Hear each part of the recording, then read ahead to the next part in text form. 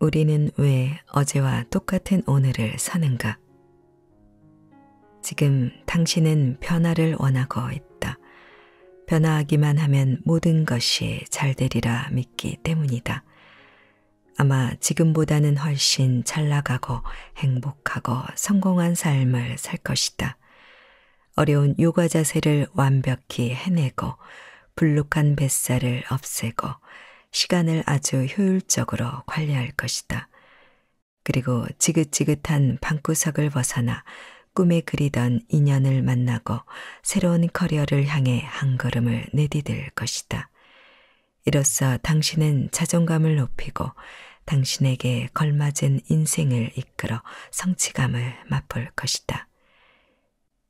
그래서 당신은 계획을 세운다. 일과를 계획하고 믿을 만한 지인에게 도움을 요청한다. 휴대전화의 알림을 설정하고 매일의 성과를 기록할 일기장을 사들인다. 이번에야말로 기필코 해낼 것이다. 하지만 시간이 좀 지나고 돌아보면 달라진 건 아무것도 없다. 계획을 꾸준히 실천하지도 못했고 상황을 반전시킬 만한 획기적인 돌파구도 없다. 당신은 변화를 간절히 바라지만 그것으로 끝이다. 이 이야기가 남의 일 같지 않은가? 그렇다면 주변 사람들이 당신에게 조언이라며 해주는 말들을 듣고 있을 때 어떤 기분이 드는지도 잘 알 것이다. 술을 줄여보는 건 어때? 먹는 걸 줄여봐. 운동을 더 하는 건 어때? 미팅 사이트에 가입해 볼래? 이런 조언들은 대체 뭐가 문제야? 왜 못해? 라는 말과 아주 비슷하게 들린다. 약간의 지식이나 기술만으로도 쉽게 변화할 수 있다고 조언하는 사람들은 보통 좋은 취지에서 말한 것이다. 하지만 이들은 매우 중요한 사실을 놓치고 있다. 안타깝게도 많은 전문가 역시 그렇다. 우리는 좋은 취지로 설계된 다양한 자기계발 프로그램들을 접하곤 한다. 그런 프로그램들은 정해진 방법대로만 하면 누구에게나 효과가 있는 것처럼 말한다. 하지만 변화는 설명서를 보며 따라 할 수 있는 것이 아니다. 변화, 그 중에서도 개인적인 변화는 생각처럼 간단하지 않기 때문이다. 100년 이상의 역사를 이어온 심리치료 연구에서도 볼 수 있듯이 변화는 전문가가 하라는 대로 하거나 새로운 기술을 배우는 것처럼 쉽게 이뤄낼 수 있는 일이 아니다. 진정한 자기 개발은 온전히 자신의 몫이다. 스스로 리더십을 발휘해 방향을 세우고 나아가야 한다. 물론 조언을 구하는 다른 사람의 의견도 고려해야 한다. 하지만 마치 마법에라도 걸린 것처럼 유행하는 비법들을 따르며 생각 없는 양이 되는 것은 자기 개발이라고 할 수 없다. 정말로 자기 개발을 하고자 한다면 스스로 목동이 되어 용감하게 지팡이를 짚고 나아가야 한다. 사실 우리의 기나긴 삶에서 변화는 인생을 의미 있게 만들어갈 책임이 오롯이 우리 자신에게 있음을 알게 해준다. 그렇게 변화는 쉽지도 간단하지도 않다. 자신의 길을 걸어가며 변화를 시도하는 것은 매우 힘겨울 뿐 아니라 스스로 움츠러들 수도 있다. 단지 변화를 시도하는 것만으로 우리는 변화의 성패가 그 누구도 아닌 자신에게 달려있다는 불편한 사실을 거듭 깨닫게 된다. 오래된 농담 중에 이런 말이 있다. 전구 하나를 갈아 끼우려면 치료사 몇 명이 필요할까? 한 명이다. 하지만 그 전구가 바뀌기를 원해야 한다. 아무리 많은 전문가의 말을 따르고 아무리 많은 치료사나 상담사를 만나고 아무리 많은 친구와 친척이 돕는다고 해도 당신은 혼자이며 변화는 오롯이 당신의 책임이라는 뜻이다. 혼자, 책임, 이는 우리가 즐겁게 받아들일 수만은 없는 단어들이다. 이런 단어들은 더 날씬해지는 방법, 더 행복해지는 방법, 더 강해지는 방법들을 제시하는 토크쇼 인터뷰나 책들과도 어울리지 않는다. 실은 당신도 그런 단언이 헛된 약속임을 알고 있다. 개인적 변화의 가장 큰 핵심은 바로 자신에 대한 책임이다. 그래서 변화는 어렵다. 변화는 결코 쉽지 않다. 변화를 향해 걸어가다 보면 대부분 사람이 피하고 싶어 하는 감정과 경험을 만나게 된다. 내 운명의 주인이 나라는 사실을 깨달음으로써 느끼게 되는 불안 등 심오한 어른의 문제를 맞닥뜨리는 것이다. 더불어 안락함, 확실성, 책임 회피, 남의 탓, 무감각한 일상의 안온함 등 우리가 쉽게 마음을 빼앗기는 감정과 경험에서 멀어진다. 주변 사람들의 친절하지만 잘못된 조언과 전문가들이 제시하는 간단한 단계별 접근법은 당장 변하기 어렵게 만드는 매우 실질적이고 강력한 힘이 존재한다는 사실을 간과한다. 그 힘은 당신 안의 나약함이나 게으름이 아니라 우리 모두가 항상 겪는 주요한 어려움이다. 결론적으로 이 현재 상태를 유지하려는 우리 안의 힘이 변화하려는 의지를 누르고 싸움에서 이길 때가 더 많다. 따라서 우리는 간절한 바람과 반드시 변해야 할 수많은 이유에도 불구하고 대부분 변화를 이뤄내지 못한다. 현재 상태를 유지하려는 힘은 운동이나 다이어트, 위험한 습관 끊기 같은 목표를 달성하지 못하게 가로막는다.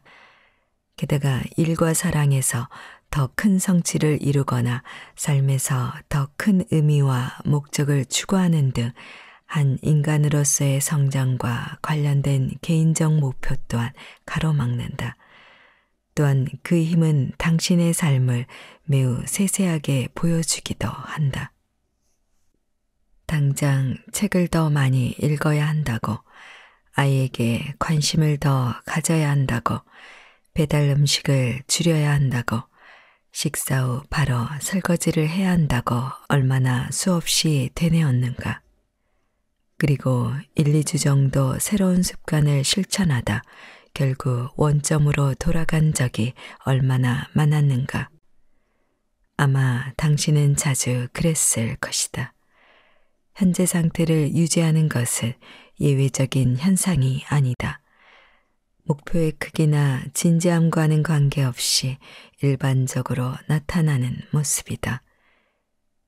이렇게 변화를 위한 싸움 대부분은 현상 유지가 승리하지만 그 결과는 변화의 결과보다 더 위험하다.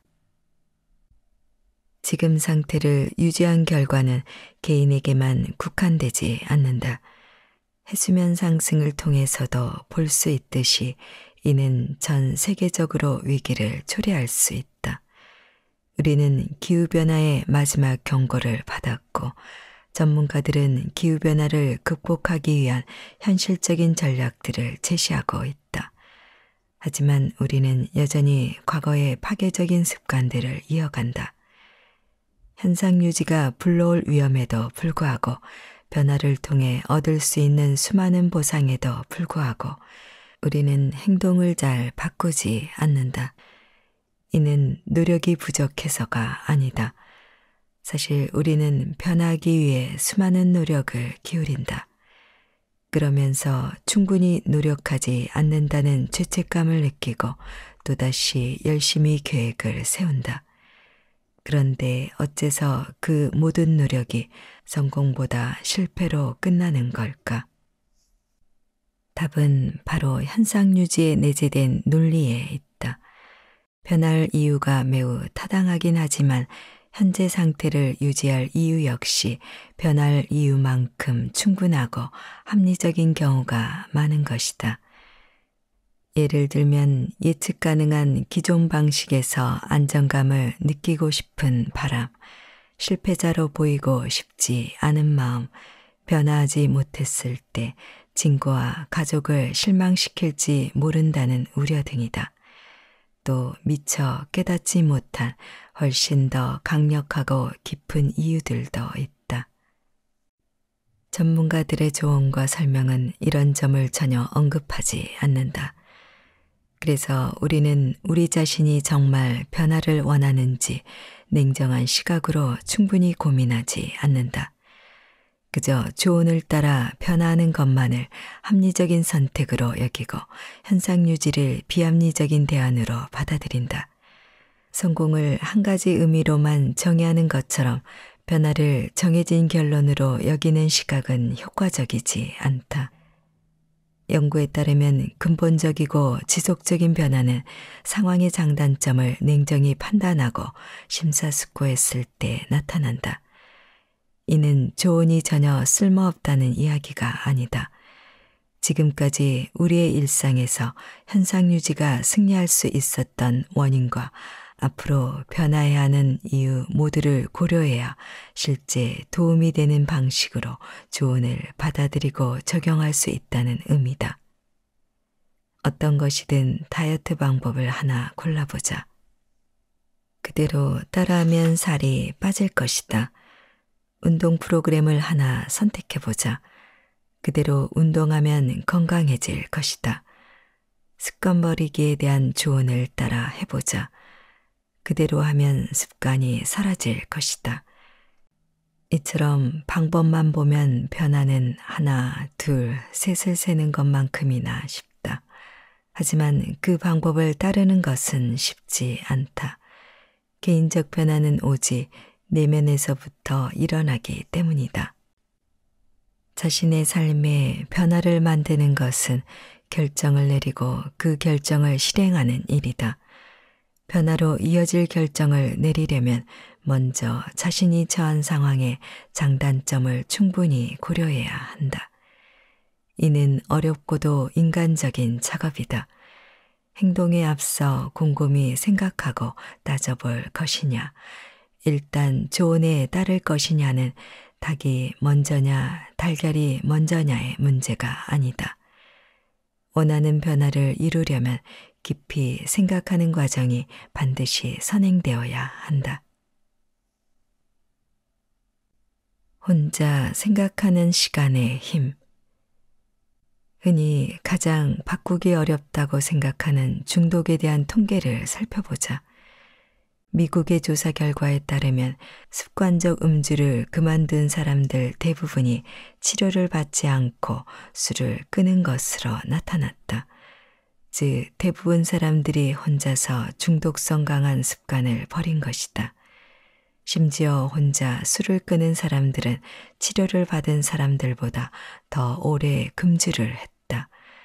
그들은 진지하고 날카롭게 자신을 돌아보고 술을 마시지 않는 것이 술을 마시는 것보다 자신에게 더 이롭다고 판단했다. 이런 금주는 치료를 통해 술을 끊는 경우보다 오래 지속될 가능성이 크다. 자발적으로 술을 끊었기 때문에 회복 과정에서 타인의 조언보다는 자기 내면의 나침반을 믿고 따라가기 때문이다. 이는 자신을 책임지려는 마음이다. 우리는 상담실의 전구와 같다. 변하기 위해서는 우리부터 변화를 원해야 한다. 그리고 스스로 변화에 저항하는 이유를 깊이 생각해야만 변화를 원하게 된다. 변화하지 않는 10가지 이유는 당신이 어떤 변화를 원하든 먼저 현재 처한 상황을 심사숙고하도록 도와줄 것이다. 왜 변화에 저항하는지 자세히 살펴보고 어떤 상황에서 현상 유지를 선택하게 되는지 알면 더 이상 저항이 통제할 수 없는 강력한 힘으로 느껴지지 않을 것이다. 10가지로 분류된 각 유형을 자세히 살펴보면서 자신의 경험과 일치하는 특성을 찾아보자. 변화를 위해 애쓰고 있음에도 이루어지지 않는 이유를 이 10가지 유형에서 찾을 수 있다면 앞으로는 훨씬 효과적으로 행동할 수 있을 것이다. 현상 유지를 알면 얻게 되는 4가지 이점. 손문은 손자병법에서 나를 알고 적을 모르면 한 번 이기고 한 번 진다라고 말했다. 이 격언은 변화를 위한 노력에도 적용된다. 내가 원하는 것, 더 건강한 생활, 더 행복한 관계, 더 몰입할 수 있는 일을 아는 건 싸움의 절반에 불과하다. 더 중요한 나머지 절반은 이런 변화를 좌절시키고 옴짝달싹 못하게 만드는 내가 세운 장애물을 아는 것이다. 매일 똑같이 앉아서 지내는 생활 방식, 의미 없이 똑같기만 한 사회적 관계, 만족스럽지 않은 똑같은 업무, 더는 이런 상태를 유지하고 싶지 않다고 우리는 말한다. 하지만 실제로는 현재 상황에서 벗어나지 못하는 다소 불명확한 이유들이 존재한다. 변화를 원한다면 이런 이유들을 탐색해 현상 유지의 달콤한 유혹을 확인하고 이해하고 심지어 받아들이는 것이 매우 도움이 된다. 사실 현상 유지의 이유와 내용을 살펴보면 다음 4가지 측면에서 원하는 변화에 더 다가갈 수 있는 방법이 보이기 시작한다. 수치심에서 벗어날 수 있다. 나쁜 짓을 저지르거나 비도덕적인 행동을 했을 때 느끼는 죄책감과 달리 수치심은 인간으로서 뭔가가 망가지거나 더럽혀지는 느낌이다. 그렇게 정말로 변화하고 싶다면 수치심을 없애야 한다. 수치심은 당신의 내면을 은밀하게 파고드는 위험한 감정이다. 마치 다른 늑대의 탈을 쓴 늑대처럼 우리를 위협해 앞으로 나아가게 하는 듯하지만 실제로는 동기를 꺾어버린다. 넌 망가졌어. 그러니 포기해. 라고 말이다. 수치심은 더럽혀진 느낌을 비밀로 감춘 채 고립이라는 축축한 어둠 속에 숨어 자란다. 그리고 현실과 공유의식에 영향을 받지 않고 어둠 속에서 점점 더 커진다. 따라서 밖으로 드러내 사람들과 함께 살펴볼 때 이것이 삶에 미치는 영향력은 더욱 줄어든다. 예를 들어 금연을 원하는 사람들의 모임에 참여한다고 하자. 상담사는 당신과 다른 참가자들에게 심상치료를 하도록 안내한다. 당신은 눈을 감고 금연에 성공한 모습을 상상한다. 성공한 날에 정신적, 육체적으로 어떤 느낌일지 그려본다. 눈을 떠 다른 참가자들을 둘러본다. 그들에게서 친밀감, 즉 함께 비슷한 여정을 걸어가고 있다는 느낌이 드는가? 아마 약간 들 것이다. 이 연습을 하면서 금연에 대한 동기와 의지가 생기는가?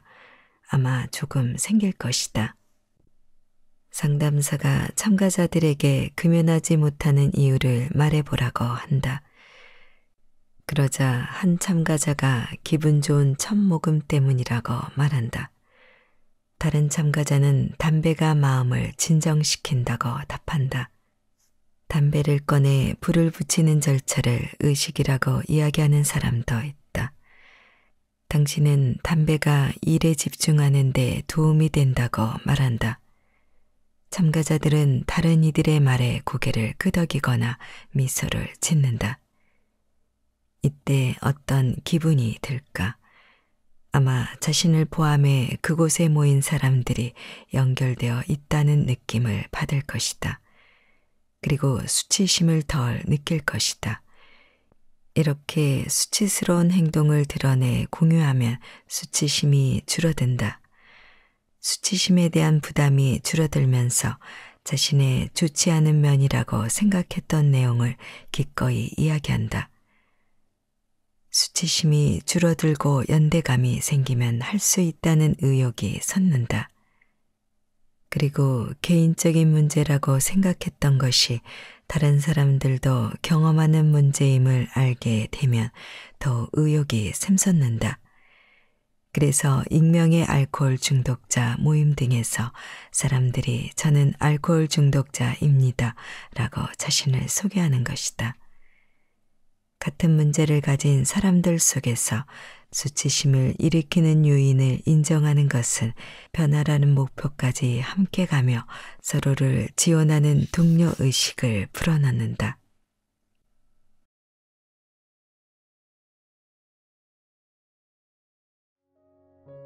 지는 애를 바라보기만 한다고 인생이 달라질까? 한 사람은 노랑을, 다른 사람은 초록을 고른다. 아예 아무것도 집어들지 않는 사람도 있다. 정치는 첨예한 논쟁 주제 가운데 하나다.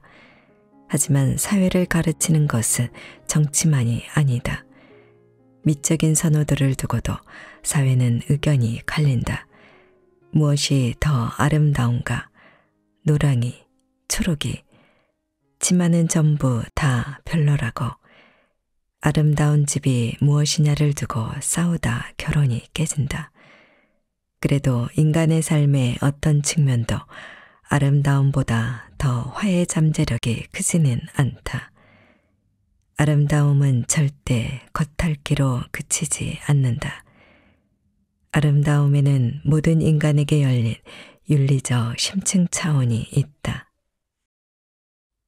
아름다움이라는 말을 들으면 많은 사람이 잘생긴 얼굴과 잘 빠진 몸매, 근육질 몸부터 떠올린다. 보기 좋게 그을린 근육질 연예인 수는 성형수술 수요만큼이나 치솟는다. 매력적인 외모의 중요성은 세상이 추할수록 더 커지는 듯하다. 불안이 심해지고 성과와 발전이라는 집단 믿음이 커질수록 사람들은 자신의 매력에 돈을 투자하는 걸 당연하게 여긴다. 패자가 되고픈 사람은 없다. 아름다움은 곧 성과다. 그래서 12살만 되어도 코를 세우고 쌍꺼풀을 만들고 싶어한다. 도시의 이미지는 패션이나 미용 인플루언서에 푹 빠져 브랜드 옷을 안 입으면 집 밖을 못 나가는 사람들로 채워진다. 비싼 옷을 살 돈이 항상 주머니에 잔뜩 들어있어서가 아니다. 적절한 패션이 완벽과 젊음을 상징한다는 걸 잘 알기 때문이다. 그렇다고 해도 스타일과 형식을 갖추려는 노력에는 단순히 외적 매력을 갖추려는 의지보다 더 많은 게 담겨 있다. 바로 삶의 모순과 역설에서 우주를 창조하려는 노력이다. 질서 있고 의미 있는 형체를 만들려는 노력이다. 아름다움은 여성 잡지만의 주제가 아니다. 사랑, 자유, 소속감, 행복처럼 인간의 기본 욕구이며 그러기에 흔히 쓰는 뷰티라는 말보다 훨씬 많은 뜻을 담고 있다. 매력적인 사람, 격식 있게 차려진 식탁, 웅장한 산이나 예술작품을 보고는 생각이 멈춘 적이 있다면 아마 내가 무슨 말을 하는지 이해할 것이다. 아름다움이 힘이 센 이유는 그것을 이용해 상대를 조종할 수 있기 때문이기도 하지만 무엇보다 아름다움이 새로운 가능성으로 넘쳐난 우주로 들어가는 문이기 때문이다. 아름다운 장미를 바라볼 때 우리는 감각으로 인지되는 곳만 보는 게 아니다. 그것을 넘어서 초감각적인 것, 피 안의 그 무엇도 동시에 예감한다. 우리는 나쁜 것과 악한 것이 결코 해칠 수 없는 이상세계를 직관으로 인지한다. 이것이 아름다움의 마법이다. 잘생기고 싶은 바람과 잘 살고 싶은 욕망은 둘이 아니다. 풍성한 머릿결과 납작한 배를 자랑하고 싶고 노화를 멈추고 싶으며 가족에게 건강한 밥을 먹이고 싶은 이유는 결국 따지고 보면 한 가지다. 자기 삶에 형식을 부여하기 위해서이다. 무기력하게 상황에 휘둘리지 않기 위해서이다. 살면서 더 많은 의미와 행복을 만들어내기 위해서이다. 그러나 외적인 아름다움은 느린 행복의 보증수표가 아니다. 미용실에 앉아 있으면 잠시 빠른 행복이 찾아오고, 물론 인스타그램에 공유하기엔 충분한 행복이다. 하지만 코스메틱이라는 말에도 우주가 들어있지 않은가. 세상에 묻은 필링보다 더 가치 있는 것을 향한 갈망이 들어있는 것이다.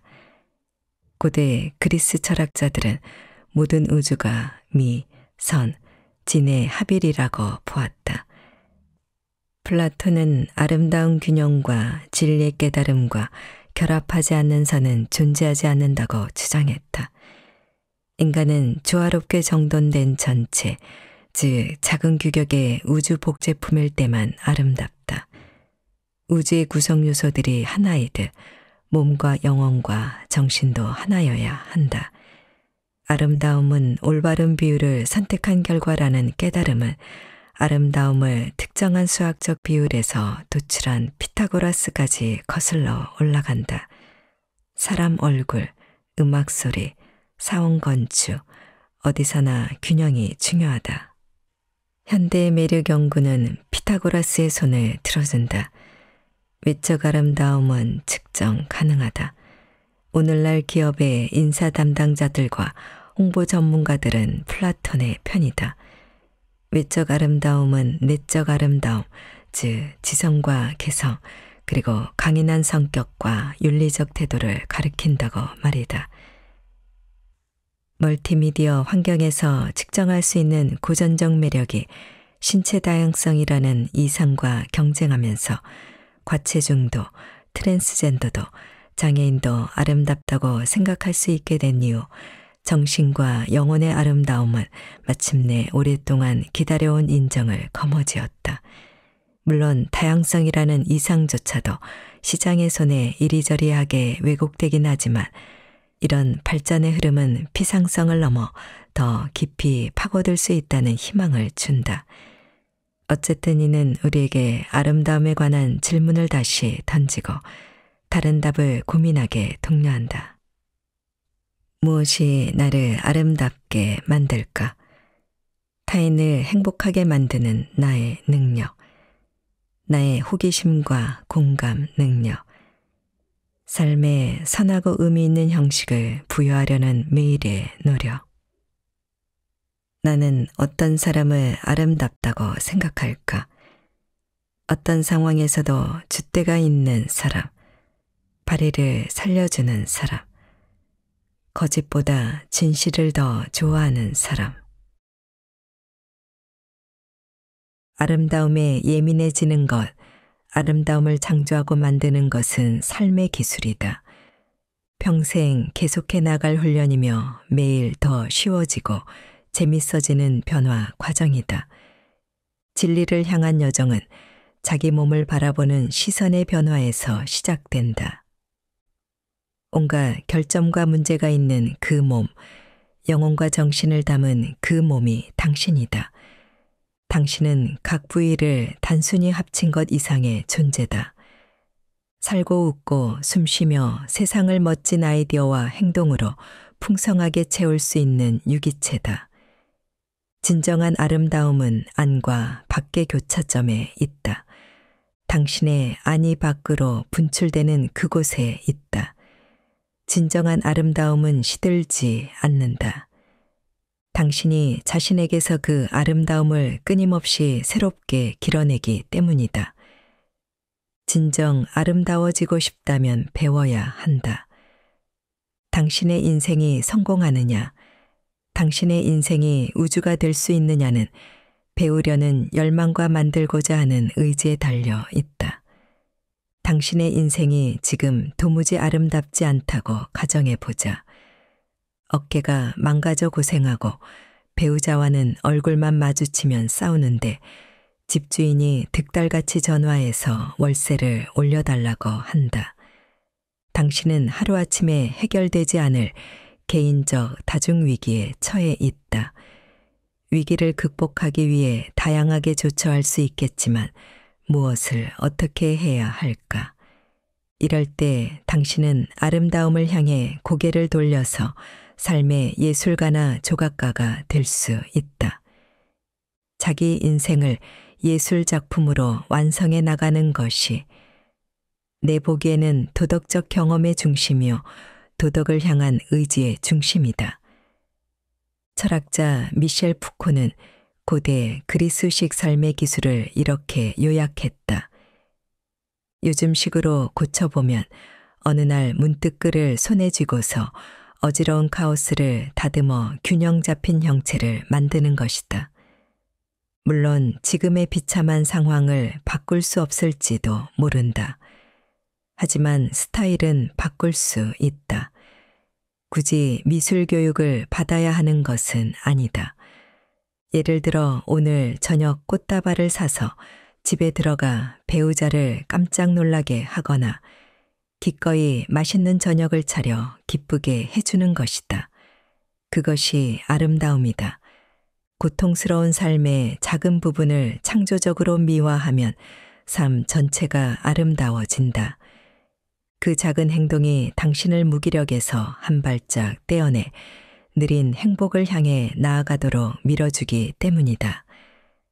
당신이 올바른 길을 가고 있다는 확실한 증거는 나의 망각에 있다. 창의적 활동을 해도 좋고 그저 아름다운 대상을 존경의 눈으로 바라보기만 해도 좋다. 아름다움에 몰두하면 에고는 모래알 만큼 작아진다. 신비한 초월의 경험에 빠져든다. 예술적이고 창조적 인식만 있다면 밥을 짓고 꽃에 물을 주고 춤을 추고 사진을 찍는 평범한 행동들도 미적 경험이 될 수 있다. 독서와 명상, 그림 그리기도 마찬가지다. 이런 정적인 행동들은 예민한 감각을 갈고 닦아 매력적인 겉모습이 이면의 신비한 깊이만큼 흥미롭지 않음을 알아차리게 해준다. 진정한 아름다움에는 엄청난 화해의 잠재력이 숨어 있다. 진정한 아름다움은 당초의 마음에 안 드는 세상과 당신을 이어주는 다리를 건설한다. 연주회나 등산 같은 아름다운 공동의 경험은 사람들을 하나로 모은다. 모두가 취향이 같지는 않아도 언어와 피부색, 종교와 교육, 견해의 경계를 넘어 누구나 아름다움을 느낄 수 있다. 삶을 예술작품으로 만들고 쉬지 않고 아름다움을 익혀나간다면 아름다움을 보고 듣고 냄새 맡고 맛보고 창조해 나간다면 당신은 매일매일 아름다움의 감각을 갈고 닦을 수 있다. 자신을 위해서도 타인을 위해서도 지금 당신 삶이 아무리 추하다고 해도 정신과 영혼의 아름다움을 삶으로 불러들인다면 당신 자신은 아름다워질 것이다. 상황에 매몰되지 않고 아름다움을 칭송하려는 욕망은 차츰차츰 윤리적 태도가 되어 아무리 어려운 시간이 와도 너끈히 헤쳐나가게 할 것이다. 그리스 철학자 에픽테토스는 말한다. 허나 이것을 소홀히 한다면 아무리 수많은 예술 작품으로 너를 아름답게 꾸미려 해도 너는 어쩔 수 없이 추할 것이다. 지금도 미, 진, 선은 떨어뜨릴 수 없다. 진리의 마법은 가장 평범한 몸짓으로 펼쳐진다. 임종을 앞둔 환자의 침상에 놓인 장미는 세상에서 가장 큰 위안이 될 수 있다. 지는 해를 가만히 바라보기만 해도 인생이 달라질 수 있듯이 다정이란 서로의 불완전함을 털어놓는 일. 다정은 길모퉁이에 오줌을 갈기는 강아지, 마트로 향하는 발걸음, 남모르게 코파기만큼이나 평범하다. 하지만 평범하다, 일상적이다 라는 말에 가장 위대한 신비가 숨어 있지 않던가. 개는 왜 존재할까? 인간은 왜 존재할까? 인간이 존재한다면 왜 선한 인간만 존재하지 않는 걸까? 왜 거짓말하고 도둑질하고 때리고 쏘고 죽이는 인간도 존재하는 걸까? 선하면서도 악한 인간은 왜 존재하는 걸까? 답은 하나다. 우리는 모른다. 심리학자, 정신과 의사, 변호사, 종교학자, 생물학자 등 전문가들이 모두 정답이라며 온갖 말을 던진다 해도 이들 또한 인간이다. 좋고 나쁜 순간이 있고 그들도 우리처럼 사랑하고 미워하며 남이 안 보면 코를 파기도 한다. 우리가 아는 건 무엇인가? 우리는 지금 살아있음은 알지만 언제 죽을지는 모른다. 반드시 죽는다는 건 알지만 삶이 바로 다음 순간 어떤 계획을 품고 있는지는 모른다. 불의와 증오, 폭력과 전쟁이 왜 꼭 있어야 하는지도 이해 못한다. 당신은 나쁜 사람이 되고 싶지 않으며 그런 취급을 받고 싶지도 않고 미워하고 싶지도 미움을 받고 싶지도 않다. 사실 당신은, 아니 우리는 모두 같은 것을 바란다.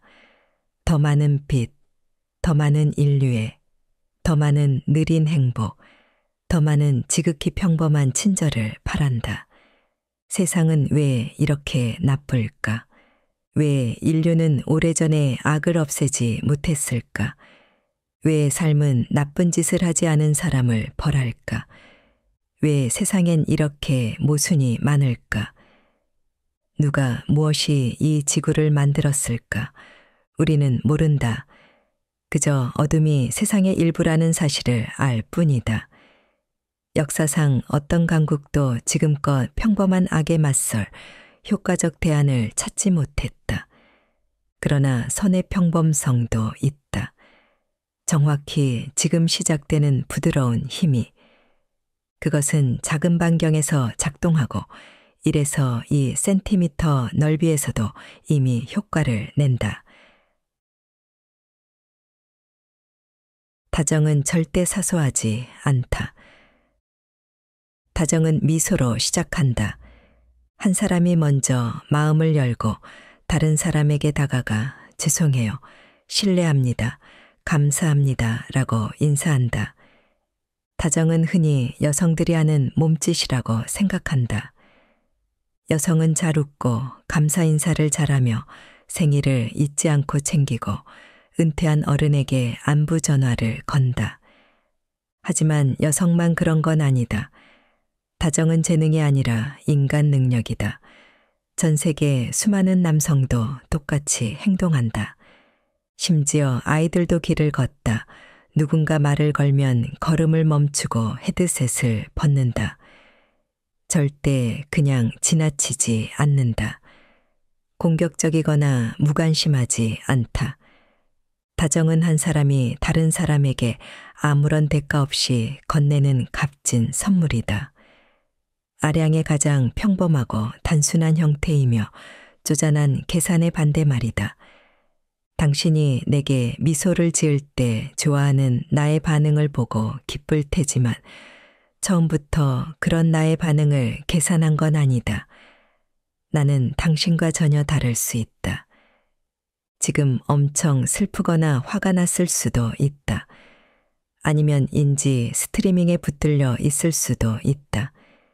안면마비 탓에 아예 웃지 못할 수도 있다. 설사 그렇다 해도 다정은 보람이 있다.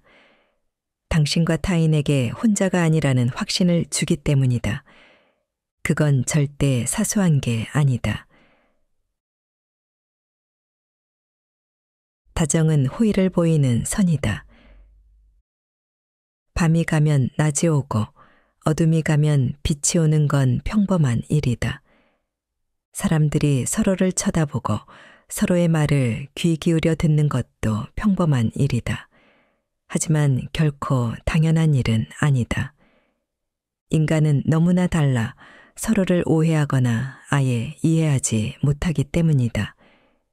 그 누구도 타인을 진정으로 뼛속까지 이해하기는 어렵다. 그래도 우리는 서로를 만나고 잠시나마 관계를 맺는다. 상대가 정신적으로 불안정하거나 심지어 위험한 사람이라고 해도 말이다. 이렇듯 나와 전혀 다른 사람들과 관계를 맺는 데는 미국의 철학자 도널드 데이비슨이 주장한 호의의 원칙이 적합하다. 듣는 사람이 반사적으로 상대의 말을 비합리적이고 한심하고 이데올로기적이라고 낙인 찍어서는 안 된다. 상대 입장을 최소한 이해해 보도록 상대에게 최대의 합리성이 있다고 가정한다. 예를 들면 이렇다. 내 논리로는 너의 주장을 완전히 따를 수 없지만 그래도 나는 너의 논리가 어느 정도 합리성을 담고 있다고 가정한다. 사람들은 자신과 의견이 다른 사람을 자기보다 덜 똑똑하다고 생각하곤 한다. 그러니 조심하자. 지금 여기서 누가 이데올로기적인가, 나인가, 너인가, 당신인가, 우리인가. 물론 호의의 원칙은 정엄명령처럼 완고하지 않다. 상식에서 출발하는 이완 훈련이다.